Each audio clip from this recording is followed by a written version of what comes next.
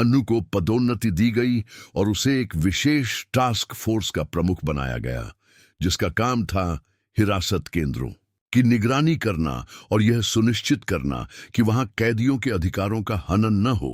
अनु ने अपनी नई भूमिका को पूरी ईमानदारी और समर्पण के साथ निभाना शुरू किया। उसने कई हिरासत केंद्रों का दौरा किया और वहां की स्थिति में सुधार के लिए कई महत्वपूर्ण कदम उठाए। इस बीच मीरा और अन्य पीड़ित महिलाओं ने अपनी जिंदगी फिर से शुरू करने की कोशिश की। अनु ने उनकी मदद के लिए एक गैर सरकारी संगठन की स्थापना की, जिसका नाम था नया सवेरा। इस संगठन का उद्देश्य था पीड़ित महिलाओं को कानूनी, आर्थिक और मनोवैज्ञानिक सहायता प्रदान करना। अनु ने अपने वेतन का एक हिस्सा इस संगठन को दान करना शुरू किया और धीरे धीरे कई अन्य लोगों ने भी इसमें योगदान दिया। मीरा ने नया सवेरा के साथ काम करना शुरू किया और अन्य पीड़ित महिलाओं की मदद करने लगी। उसने अपनी कहानी कई मंचों पर साझा की ताकि लोगों को हिरासत केंद्रों में होने वाले अत्याचारों के बारे में जागरूक किया जा सके। मीरा की कहानी ने कई लोगों को प्रेरित किया और धीरे धीरे एक बड़ा आंदोलन शुरू हुआ, जिसका उद्देश्य था न्याय व्यवस्था में सुधार लाना। 3 महीने बाद मंत्री विजय और अन्य आरोपियों का मुकदमा शुरू हुआ। अनु ने अदालत में अपनी गवाही दी और बताया कि कैसे उसने हिरासत केंद्र में जाकर सबूत इकट्ठा किए। उसकी गवाही और उसके द्वारा इकट्ठा किए गए सबूतों ने मामले को और मजबूत बना दिया। मीरा और अन्य पीड़ित महिलाओं ने भी अपनी गवाही दी और उनकी कहानियों ने पूरे देश को हिलाकर रख दिया। मुकदमे के दौरान कई नए खुलासे हुए। ये पता चला कि यह रैकेट पिछले 5 सालों से चल रहा था और इसमें कई बड़े लोग शामिल थे। यह भी पता चला कि कई महिलाओं को, जिन्होंने विरोध करने की कोशिश की थी, उन्हें मार दिया गया था और उनके शवों को ठिकाने लगा दिया गया था। पुलिस ने कुछ शवों को बरामद किया, जिससे आरोपियों पर हत्या के भी आरोप लगाए गए। 6 महीने की लंबी सुनवाई के बाद अदालत ने अपना फैसला सुनाया। मंत्री विजय और अन्य मुख्य आरोपियों को उम्र कैद की सजा सुनाई गई। अदालत ने कहा कि उन्होंने अपने पद का दुरुपयोग किया और कई महिलाओं के जीवन को बर्बाद किया। अदालत ने यह भी आदेश दिया कि आरोपियों की संपत्ति जब्त की जाए और उससे प्राप्त धन का उपयोग पीड़ित महिलाओं के पुनर्वास के लिए किया जाए। फैसले के बाद अनु ने मीडिया से बात की और कहा कि यह सिर्फ एक शुरुआत है। अभी भी कई ऐसे हिरासत केंद्र हैं जहां कैदियों के अधिकारों का हनन हो रहा है और उन्हें भी न्याय दिलाने की जरूरत है। उसने सरकार से आग्रह किया कि वह हिरासत केंद्रों की निगरानी के लिए एक स्वतंत्र निकाय की स्थापना करे, ताकि भविष्य में ऐसी घटनाओं को रोका जा सके। अनु की बात का असर हुआ और सरकार ने एक स्वतंत्र निकाय की स्थापना करने का फैसला किया, जिसका काम था हिरासत केंद्रों की नियमित जांच करना और यह सुनिश्चित करना कि वहां कैदियों के अधिकारों का सम्मान हो। अनु को इस निकाय का सलाहकार नियुक्त किया गया और उसने अपनी नई भूमिका में भी अपना पूरा योगदान दिया। 1 साल बाद अनु के प्रयासों के कारण देश भर के हिरासत केंद्रों में सुधार देखने को मिला। कई केंद्रों में कैमरे लगाए गए ताकि वहां होने वाली हर गतिविधि की निगरानी की जा सके। कैदियों को बेहतर सुविधाएं प्रदान की गईं और उनके अधिकारों का सम्मान सुनिश्चित किया गया। साथ ही कैदियों के परिवारों को भी उनसे मिलने की अनुमति दी गई, ताकि वे अपने प्रियजनों से संपर्क बनाए रख सकें। मीरा और अन्य पीड़ित महिलाओं को उनके पुनर्वास में मदद मिली और धीरे धीरे वे अपनी जिंदगी फिर से शुरू करने लगीं।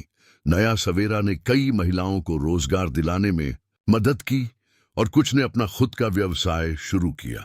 मीरा ने अपनी शिक्षा पूरी की और एक वकील बन गई, ताकि वह अन्य पीड़ित महिलाओं को कानूनी मदद प्रदान कर सके। अनु ने अपने जीवन में भी कई बदलाव देखे। उसे कई पुरस्कार और सम्मान मिले, लेकिन उसके लिए सबसे बड़ा पुरस्कार था उन महिलाओं के चेहरों पर मुस्कान देखना, जिन्हें उसने न्याय दिलाया था। उसने राहुल से शादी करने का फैसला किया, जिसने हर कदम पर उसका साथ दिया था। उनकी शादी एक सादे समारोह में हुई, जिसमें उनके परिवार और करीबी दोस्त शामिल हुए। राकेश, जो अब सेवानिवृत्त हो चुके थे, ने भी अनु और राहुल की शादी में भाग लिया। उन्होंने अनु को एक विशेष उपहार दिया जो उसकी मां का एक पुराना लॉकेट था। राकेश ने बताया कि उन्होंने अनु की मां के साथ काम किया था, जो एक सामाजिक कार्यकर्ता थीं, और उन्होंने यह लॉकेट उन्हें दिया था। अनु की आंखों में आंसू आ गए और उसने राकेश को गले लगाया। खंड 5, न्याय, परिणाम और भावनात्मक समाधान। 2 साल बाद अनु ने एक बेटी को जन्म दिया जिसका नाम उसने अपनी मां के नाम पर रीता रखा। अनु और राहुल अपनी बेटी के साथ खुशी से रह रहे थे और साथ ही अपने काम में भी सफलता प्राप्त कर रहे थे। अनु अब एक डीसीपी बन चुकी थी और उसकी प्रतिष्ठा एक ईमानदार और कर्तव्यनिष्ठ अधिकारी के रूप में पूरे देश में फैल चुकी थी।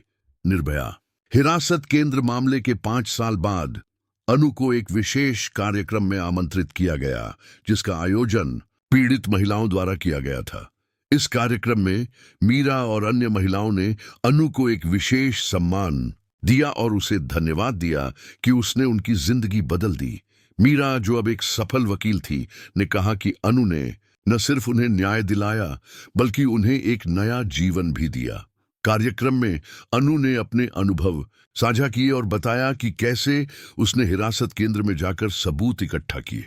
उसने कहा कि उस समय वह बहुत डरी हुई थी, लेकिन उसे पता था कि अगर वह इन महिलाओं की मदद नहीं करेगी तो कोई नहीं करेगा। उसने सभी पुलिस अधिकारियों से आग्रह किया कि वे अपने कर्तव्य को ईमानदारी से निभाएं और कमजोरों की आवाज बने। कार्यक्रम के बाद मीरा ने अनु से एक महत्वपूर्ण खबर साझा की। उसने बताया कि वह और कुछ अन्य पीड़ित महिलाएं मिलकर एक नया कानून बनवाने की कोशिश कर रही हैं, जिसका नाम होगा अनु का कानून। इस कानून का उद्देश्य होगा हिरासत केंद्रों में महिलाओं की सुरक्षा सुनिश्चित करना और उनके अधिकारों की रक्षा करना। मीरा ने अनु से इस प्रयास में उनका साथ देने का अनुरोध किया। अनु ने मीरा का प्रस्ताव स्वीकार किया और कहा कि वह इस कानून को बनवाने में हर संभव मदद करेगी। उसने अपने कुछ वरिष्ठ अधिकारियों और कानूनी विशेषज्ञों से बात की और उनकी सहायता से एक मसौदा तैयार किया। इस मसौदे में कई महत्वपूर्ण प्रावधान थे, जैसे हिरासत केंद्रों में महिला वार्डन की अनिवार्य नियुक्ति, नियमित जांच और कैदियों के अधिकारों की सुरक्षा। अनु और मीरा ने मिलकर इस मसौदे को सरकार के सामने रखा और उनके प्रयासों के कारण सरकार ने इस पर विचार करना शुरू किया। कई चरणों की चर्चा और संशोधन के बाद अंततः अनु का कानून पारित हो गया और यह देश भर में लागू किया गया। इस कानून के लागू होने के बाद हिरासत केंद्रों में महिलाओं की स्थिति में काफी सुधार देखने को मिला। उन्हें बेहतर सुविधाएं प्रदान की गईं और उनके अधिकारों का सम्मान सुनिश्चित किया गया। साथ ही नियमित जांच के कारण हिरासत केंद्रों में होने वाले अत्याचारों पर भी रोक लगी। अनु के लिए यह एक बड़ी उपलब्धि थी। उसने अपने पिता को फोन किया और उन्हें यह खुशखबरी सुनाई। उसके पिता ने उसे बधाई दी और कहा कि वे हमेशा से जानते थे कि वह कुछ बड़ा करेगी। उन्होंने कहा कि अनु ने न सिर्फ उनका बल्कि पूरे समाज का नाम रोशन किया है। अनु ने अपने पिता से कहा कि यह सब उनकी वजह से संभव हुआ है, क्योंकि उन्होंने ही उसे सिखाया था कि सच्चा पुलिस अफसर वही होता है जो कमजोरों की आवाज बनता है। उसके पिता की आंखों में आंसू आ गए और उन्होंने कहा कि अनु ने उनके सपनों को साकार कर दिया है। अनु के जीवन में अब सब कुछ अच्छा चल रहा था। उसकी बेटी रीता बड़ी हो रही थी और वह और राहुल अपने काम और परिवार के बीच संतुलन बनाए रख रहे थे। अनु ने अपने अनुभवों के आधार पर एक किताब भी लिखी जिसका नाम था न्याय की आवाज। इस किताब में उसने अपनी कहानी साझा की और बताया कि कैसे एक व्यक्ति की ईमानदारी और संकल्प से पूरा सिस्टम बदल सकता है। किताब को पाठकों से अच्छी प्रतिक्रिया मिली और यह बेस्ट सेलर बन गई। अनु ने किताब से मिलने वाली रॉयल्टी का एक बड़ा हिस्सा नया सवेरा को दान कर दिया ताकि और अधिक पीड़ित महिलाओं की मदद की जा सके। एक दिन अनु को एक अजनबी महिला से एक पत्र मिला। महिला ने लिखा था कि वह भी एक पुलिस अधिकारी है और अनु की कहानी से प्रेरित होकर उसने अपने शहर में हिरासत केंद्रों की जांच शुरू की है। उसने पाया कि वहां भी कुछ अनियमितताएं हो रही हैं और वह उन्हें रोकने की कोशिश कर रही है। महिला ने अनु से मार्गदर्शन मांगा और कहा कि वह उसके जैसी बहादुर और ईमानदार अधिकारी बनना चाहती है। अनु ने तुरंत महिला को फोन किया और उसे अपना पूरा समर्थन देने का वादा किया। उसने कहा कि वह और राहुल उसके शहर आएंगे और उसकी मदद करेंगे। अनु ने महिला को कुछ महत्वपूर्ण सुझाव दिए और कहा कि वह किसी भी समय उससे संपर्क कर सकती है। इस घटना ने अनु को एक नया विचार दिया। उसने एक नेटवर्क बनाने का फैसला किया जिसमें ऐसे पुलिस अधिकारी शामिल होंगे जो सिस्टम में बदलाव लाना चाहते हैं। उसने इस नेटवर्क का नाम रखा न्याय दूत। इसका उद्देश्य था ईमानदार अधिकारियों को एक मंच प्रदान करना जहां वे अपने अनुभव साझा कर सकें और एक दूसरे की मदद कर सकें। न्याय दूत जल्द ही एक बड़ा नेटवर्क बन गया और इसमें देश भर से कई अधिकारी शामिल हुए। इस नेटवर्क के माध्यम से कई हिरासत केंद्रों और पुलिस स्टेशनों में सुधार लाया गया और कई षड्यंत्रों का पर्दाफाश किया गया। अनु के प्रयासों के कारण पुलिस विभाग की छवि में भी सुधार हुआ और लोगों का पुलिस पर भरोसा बढ़ा। मंत्री विजय और अन्य आरोपी अभी भी जेल में थे और उनकी अपील को सुप्रीम कोर्ट ने खारिज कर दिया था। उन्हें उम्र कैद की सजा मिली थी और वे अपने किए का फल भुगत रहे थे। यह अनु और पीड़ित महिलाओं के लिए एक बड़ी जीत थी और इसने उन्हें और अधिक प्रेरित किया। अनु ने अपने जीवन में कई उतार चढ़ाव देखे, लेकिन उसका संकल्प कभी नहीं डगमगाया। उसने हमेशा न्याय और सत्य का साथ दिया, भले ही इसके लिए उसे अपनी जान जोखिम में डालनी पड़ी। उसकी कहानी ने लाखों लोगों को प्रेरित किया और उसका नाम इतिहास में एक बहादुर और ईमानदार अधिकारी के रूप में दर्ज हो गया। खंड 6 उपसंहार दीर्घकालिक भावनात्मक चिंतन। 10 साल बाद अनु एक वरिष्ठ पुलिस अधिकारी बन चुकी थी और उसकी प्रतिष्ठा देश भर में फैल चुकी थी। उसकी बेटी रीता भी बड़ी हो गई थी और अपनी मां के नक्शे कदम पर चलने का सपना देख रही थी। अनु और राहुल अपने परिवार और काम के बीच संतुलन बनाए रख रहे थे और उनका जीवन खुशियों से भरा हुआ था। एक दिन अनु को निर्भया हिरासत केंद्र जाने का मौका मिला, जो अब एक आदर्श केंद्र बन चुका था। वहां पहुंचकर उसने देखा कि केंद्र में बहुत बदलाव आ चुके हैं। कैदियों को अच्छी सुविधाएं प्रदान की जा रही थीं और उनके अधिकारों का सम्मान किया जा रहा था।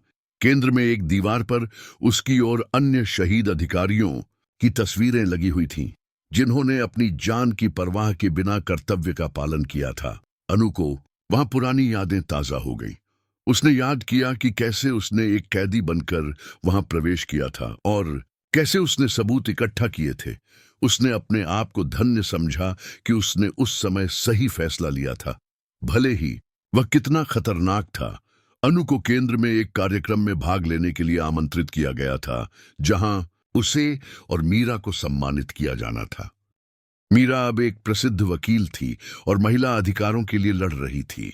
वह और अनु अभी भी अच्छे दोस्त थे और उन्होंने मिलकर कई सामाजिक कार्य किए थे।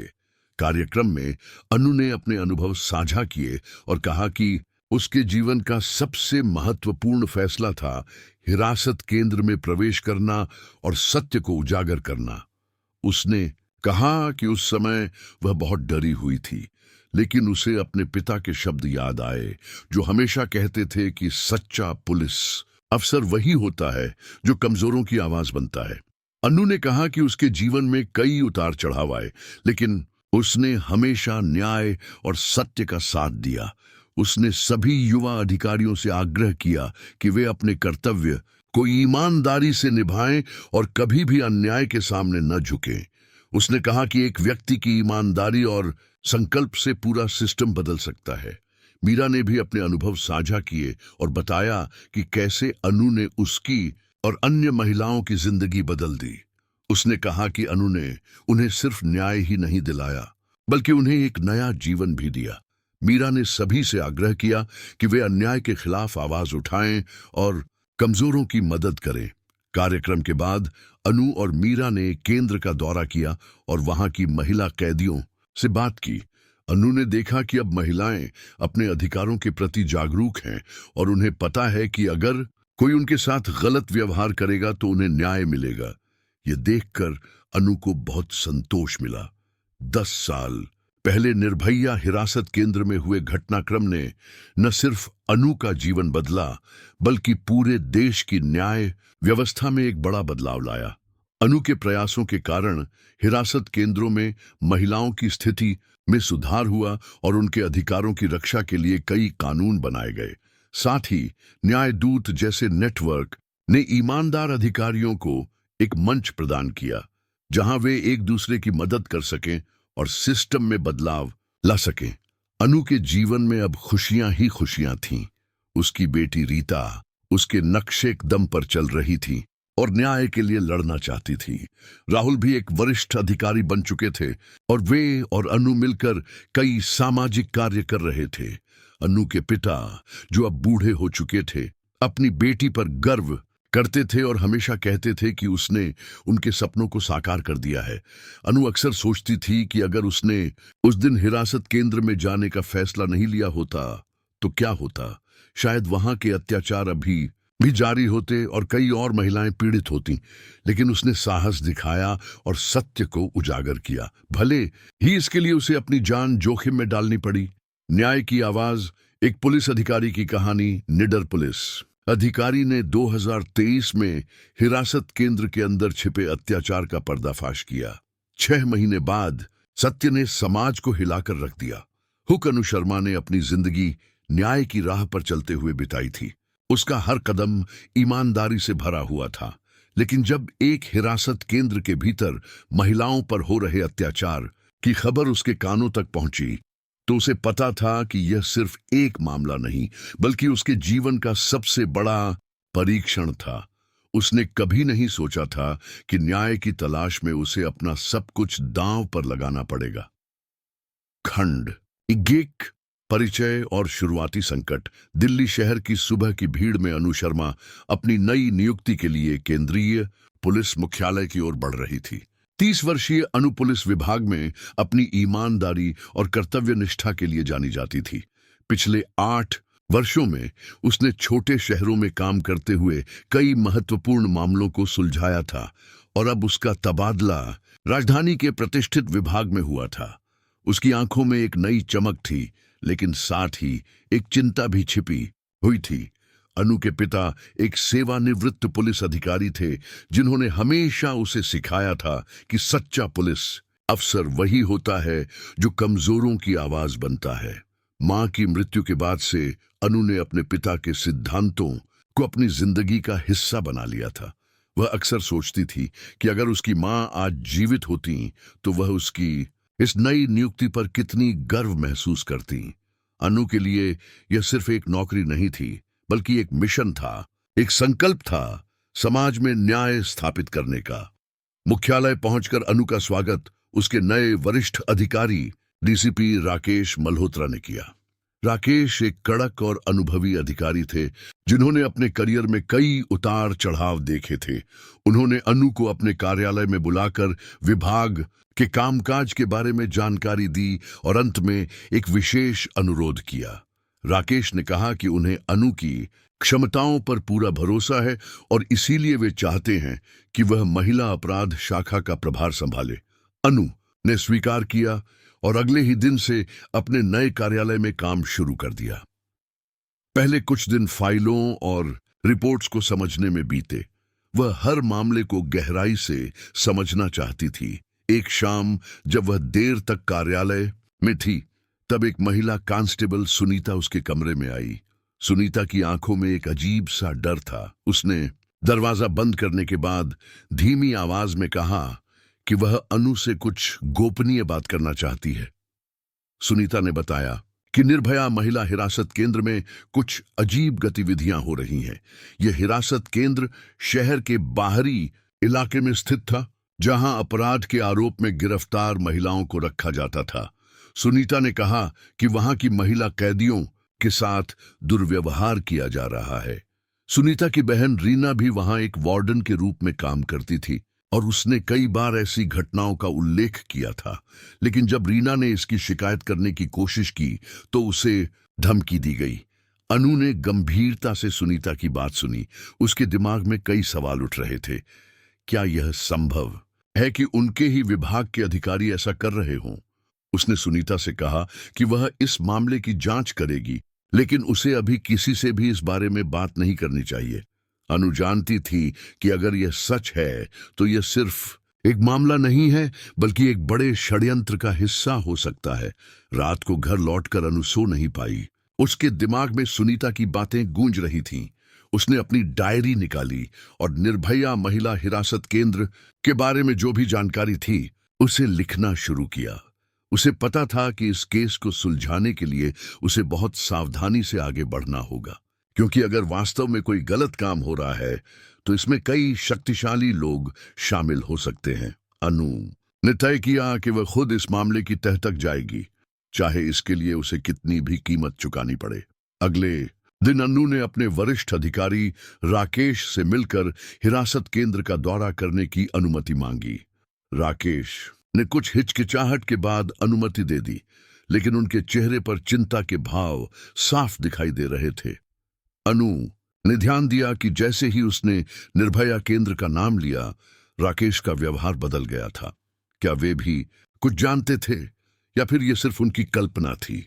अनु ने 1 सप्ताह बाद हिरासत केंद्र का औपचारिक दौरा किया। वहां का प्रभारी अधिकारी इंस्पेक्टर विजय सिंह था, जिसे विभाग में उसके कड़क अनुशासन के लिए जाना जाता था। विजय ने अनु को केंद्र दिखाया और बताया कि यहां सब कुछ नियमानुसार चल रहा है। लेकिन अनु ने महसूस किया कि कुछ कमरों में जाने से उन्हें रोका गया, और जब वह कैदियों से बात करना चाहती थी तो हमेशा कोई न कोई अधिकारी साथ रहता था। केंद्र से लौटते समय अनु के मन में अनगिनत सवाल थे। उसे विश्वास हो गया था कि यहां कुछ न कुछ गड़बड़ जरूर है, लेकिन सिर्फ शक के आधार पर वह कुछ नहीं कर सकती थी। उसे ठोस सबूत चाहिए थे। अनु ने तय किया कि वह इस मामले को गुप्त रूप से आगे बढ़ाएगी और किसी भी कीमत पर सच्चाई तक पहुंचेगी। यह सिर्फ उसकी नौकरी का मामला नहीं था, बल्कि उसके जीवन के सिद्धांतों की परीक्षा थी। खंड 2, गहराता संकट और नैतिक दुविधा। अनु ने अगले कुछ दिनों में हिरासत केंद्र के बारे में जानकारी इकट्ठा करना शुरू किया।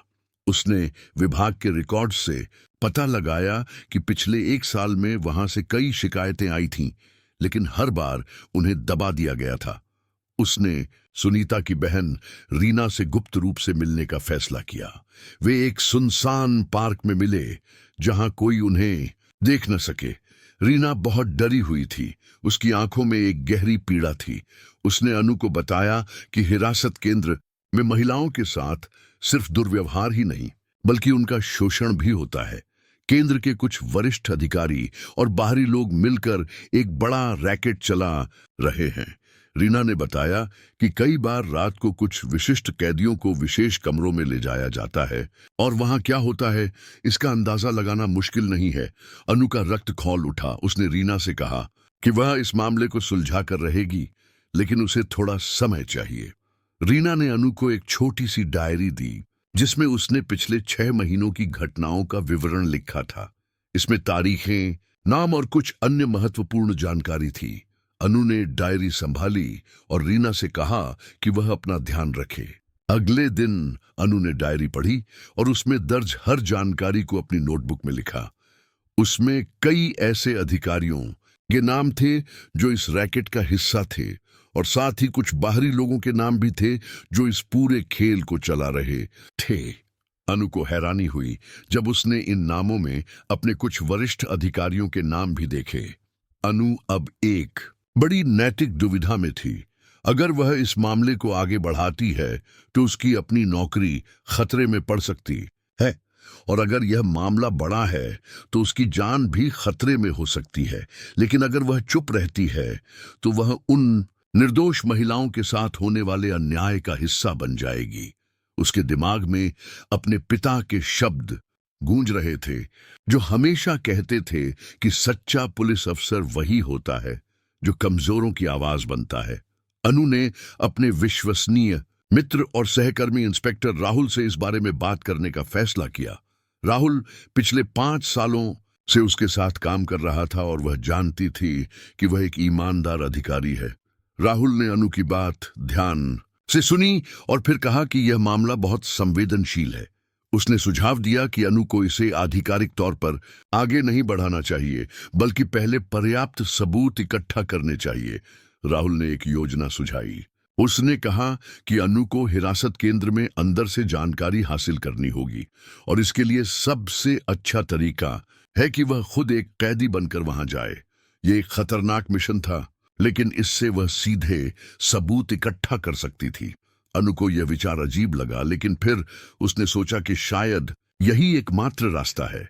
लेकिन इसके लिए उसे अपने वरिष्ठ अधिकारियों को अंधेरे में रखना होगा, क्योंकि अगर उनमें से कोई इस रैकेट का हिस्सा है तो वह पूरी योजना खतरे में पड़ जाएगी। अनु और राहुल ने मिलकर एक गुप्त योजना बनाई। उन्होंने तय किया कि अनु एक गैर कानूनी प्रदर्शन में शामिल होने के आरोप में गिरफ्तार होगी और फिर उसे निर्भया हिरासत केंद्र भेजा जाएगा। राहुल ने वादा किया कि वह बाहर से पूरी मदद करेगा और अगर कोई खतरा होगा तो तुरंत हस्तक्षेप करेगा। अनु ने अपनी पहचान छिपाने के लिए अपना रूप बदला, अपने बालों को कटवाया और चश्मा पहना ताकि कोई उसे पहचान न सके। इस योजना को अंजाम देने से पहले अनु ने अपने पिता से मिलने का फैसला किया। वह उन्हें बताना नहीं चाहती थी कि वह क्या करने जा रही है, लेकिन एक बार उनका आशीर्वाद लेना चाहती थी। उसके पिता ने उसके चेहरे पर चिंता के भाव देखे और पूछा कि क्या सब ठीक है। अनु ने मुस्कुराकर कहा कि हाँ, सब ठीक है, बस थोड़ा काम का तनाव है। उसके पिता ने उसके सिर पर हाथ रखकर कहा कि वे हमेशा उस पर गर्व करते हैं और जानते हैं कि वह हमेशा सही फैसला लेगी। अगले दिन अनु एक कैदी बनकर निर्भया हिरासत केंद्र में दाखिल हुई। उसका नाम आकांक्षा वर्मा था, जो एक सामाजिक कार्यकर्ता थी और गैर कानूनी प्रदर्शन में शामिल होने के आरोप में गिरफ्तार हुई थी। अनु ने हिरासत केंद्र में प्रवेश करते ही महसूस किया कि यहाँ का माहौल बहुत अलग है। हर जगह एक अजीब सा सन्नाटा था और महिला कैदियों की आंखों में एक गहरा डर था। पहले दिन अनु ने अपने आसपास के माहौल को समझने की कोशिश की। उसने देखा कि कैदियों को अलग अलग वर्गों में बांटा गया था। कुछ को विशेष सुविधाएं दी गई थीं, जबकि अन्य बदतर परिस्थितियों में रह रहे थे। रात को जब सब सो रहे थे, एक वार्डन आई और कुछ विशेष कैदियों को अलग ले गई। अनु ने अपनी आंखों को थोड़ा खुला रखा और देखा कि उन्हें एक अलग कॉरिडोर में ले जाया गया। अगले दिन अनु ने अपने सेल में एक महिला से दोस्ती की जिसका नाम मीरा था। मीरा पिछले 3 महीनों से वहां थी और उसे पता था कि केंद्र में क्या हो रहा है। उसने अनु को बताया कि रात को कुछ महिलाओं को विशेष कमरों में ले जाया जाता है जहां उनका शोषण किया जाता है। मीरा ने कहा कि कई महिलाओं ने विरोध करने की कोशिश की, लेकिन उन्हें या तो धमकाया गया या फिर उन पर और गंभीर आरोप लगाकर उनकी सजा बढ़ा दी गई। अनु का दिल दहल गया। उसने अपने आप को शांत रखा और मीरा से पूछा कि क्या वह उसे और अधिक जानकारी दे सकती है। मीरा ने कहा कि इस पूरे रैकेट का मुखिया इंस्पेक्टर विजय सिंह है, जो बाहरी लोगों से पैसे लेकर कैदियों को उनके पास भेजता है। उसने यह भी बताया कि कुछ वरिष्ठ अधिकारी भी इसमें शामिल हैं, जो इस पूरे मामले को दबाए रखते हैं। इस जानकारी के साथ अनु ने अपनी जांच जारी रखी। वह हर दिन नई जानकारी इकट्ठा करती और रात को अपनी डायरी में लिखती। उसने कई कैदियों से बात की और उनकी कहानियां सुनी। हर कहानी दिल दहला देने वाली थी और हर कहानी एक ही दिशा की ओर इशारा कर रही थी, एक बड़े षड्यंत्र की ओर। 5वें दिन अनु का सामना एक नई समस्या से हुआ। उसे भी उन विशेष कैदियों में शामिल किया गया जिन्हें रात को अलग ले जाया जाता था। अनु जानती थी कि यह उसके लिए सबसे बड़ा खतरा है, लेकिन साथ ही यह सबूत इकट्ठा करने का सबसे अच्छा मौका भी है।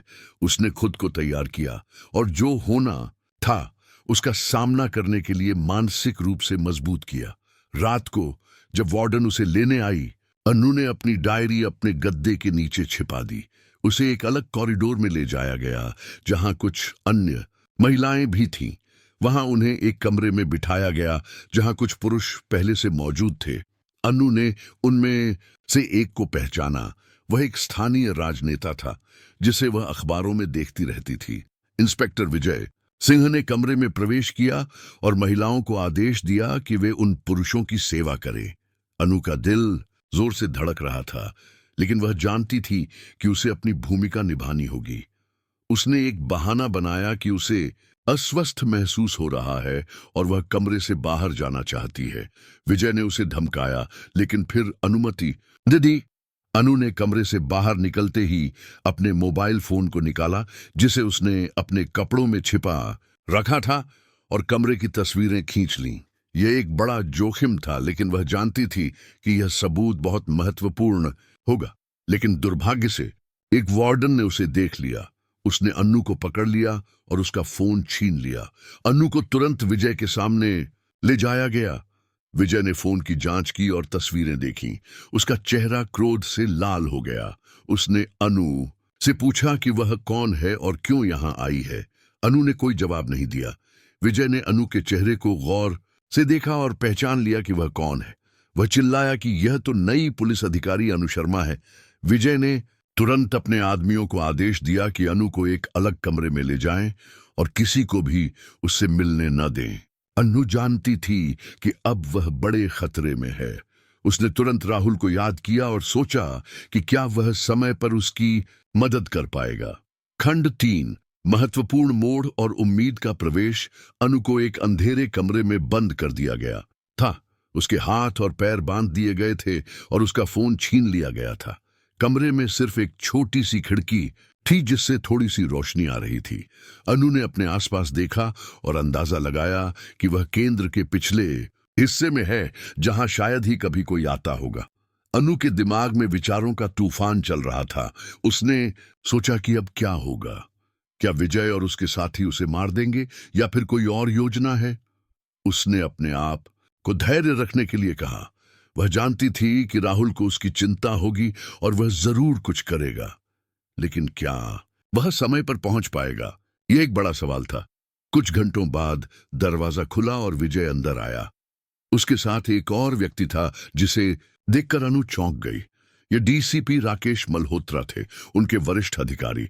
अनु के दिल की धड़कन तेज हो गई। क्या राकेश भी इस षड्यंत्र का हिस्सा थे? राकेश ने अनु की ओर देखा और गंभीर स्वर में कहा कि उसने बहुत बड़ी गलती की है। अनु ने साहस जुटाकर कहा कि गलती उन लोगों की है जो अपने पद का दुरुपयोग कर निर्दोष महिलाओं का शोषण कर रहे हैं। राकेश ने विजय की ओर इशारा किया और कहा कि उसे अनु के साथ अकेला छोड़ दे। विजय ने हिचकिचाते हुए कमरा छोड़ दिया। राकेश ने अनु के पास आकर धीमी आवाज में कहा कि वह डरे नहीं, वह उसकी मदद करने आए हैं। अनु को विश्वास नहीं हुआ। राकेश ने बताया कि वह पिछले 6 महीनों से इस रैकेट की जांच कर रहे हैं, लेकिन सबूतों की कमी के कारण आगे नहीं बढ़ पा रहे थे। उन्होंने अनु से पूछा कि क्या उसने कोई सबूत इकट्ठा किया है। अनु ने संशय के साथ राकेश को देखा, लेकिन फिर फैसला किया कि उन पर भरोसा करना ही एकमात्र विकल्प है। उसने बताया कि उसकी डायरी उसके सेल में है, जिसमें उसने सारी जानकारी लिखी है। साथ ही उसके फोन में भी कुछ तस्वीरें थीं, लेकिन विजय ने उसे ले लिया है। राकेश ने अनु को आश्वासन दिया कि वह उसे यहां से निकाल लेंगे, लेकिन उन्हें थोड़ा समय चाहिए। उन्होंने बताया कि उन्होंने राहुल से बात की है और वह बाहर ही है, लेकिन अगर वे अब भी हस्तक्षेप करेंगे तो शायद वे बड़े अपराधियों को नहीं पकड़ पाएंगे। राकेश ने कहा कि वे चाहते हैं कि अनु एक और दिन यहां रहे ताकि वे अपनी योजना को अंजाम दे सकें।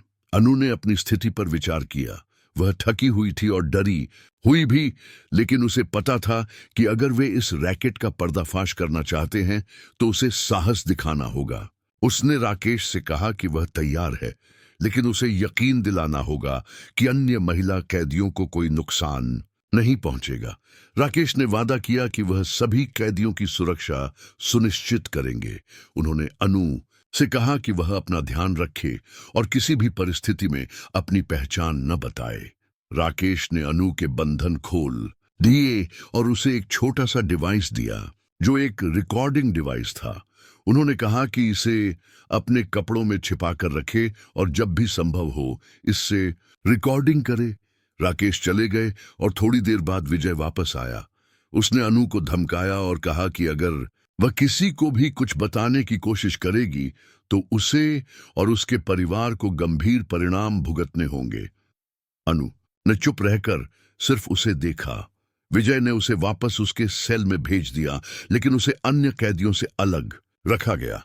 अनु ने अपनी डायरी की जांच की और राहत की सांस ली जब उसने देखा कि वह अभी भी उसके गद्दे के नीचे सुरक्षित थी। उसने राकेश द्वारा दिए गए डिवाइस को अपने कपड़ों में छिपाया और इंतजार करने लगी। उसने सोचा कि अगले दिन क्या होगा और क्या वे वास्तव में इस षड्यंत्र का पर्दाफाश कर पाएंगे। उसी रात अनु को फिर से उठाया गया और एक अलग कमरे में ले जाया गया। इस बार वहां सिर्फ विजय था।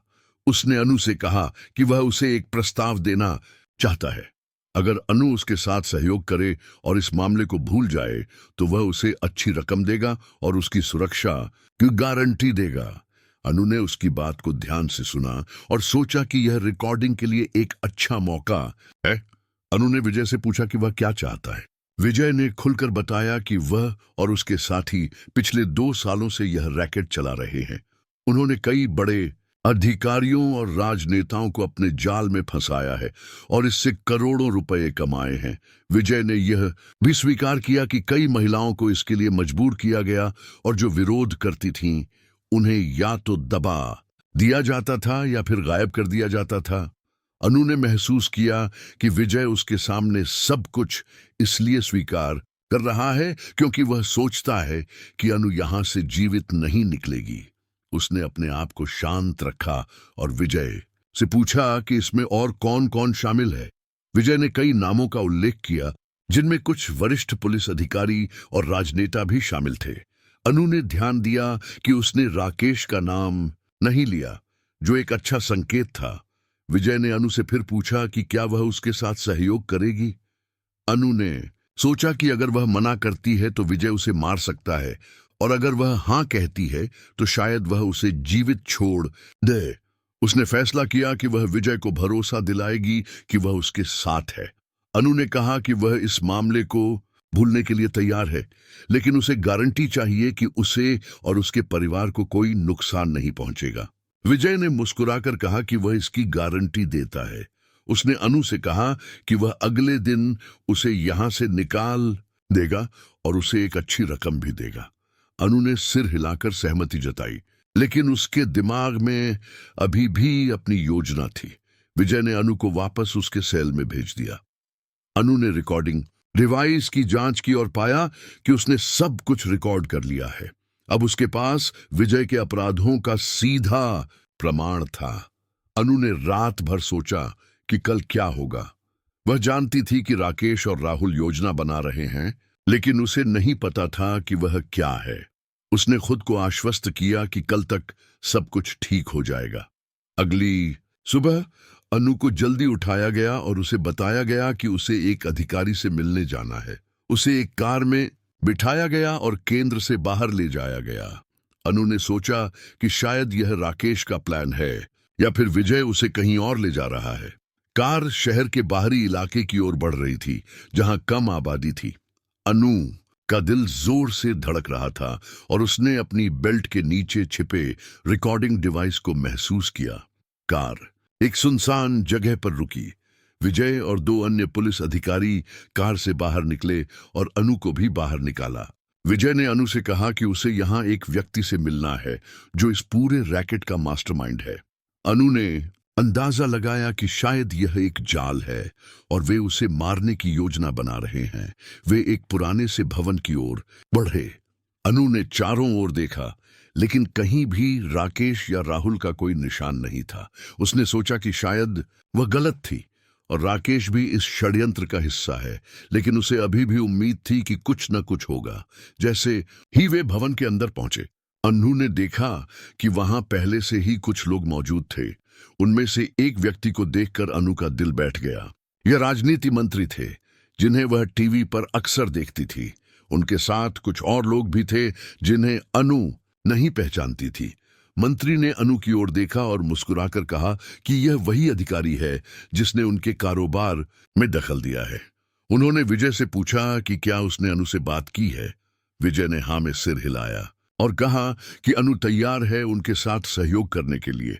मंत्री ने अनु से पूछा कि क्या यह सच है। अनु ने अपने आप को संभाला और कहा कि हाँ,